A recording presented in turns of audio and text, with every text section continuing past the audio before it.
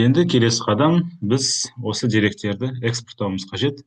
Яғни экспорт бізге CSV форматындағы деректермен жұмыс жасауға көмегін тигізеді. Экспорттау. Экспорттау әрине бізде экспорт көмегімен жүзеге асырылады. Экспорт table to drive. To drive collection.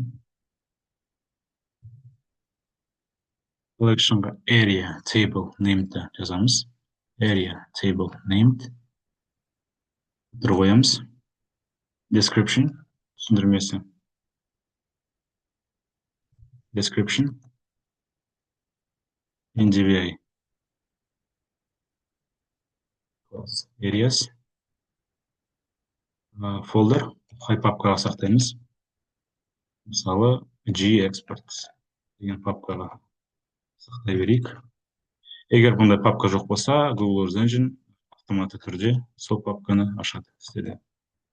File, name, prefix. Prefix.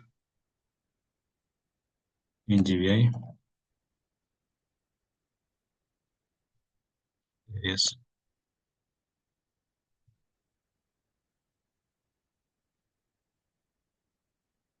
CSV. Ctrl-C-ді басамыз да, run батырмасын басып көреміз. Яғни бізде таскта NDVI class areas деген жаңа задача, яғни жаңа тапсырма пайда болды. Runды басамыз да, NDVI class areas, runды басып, ары қарай осымен жұмыс жасаймыз.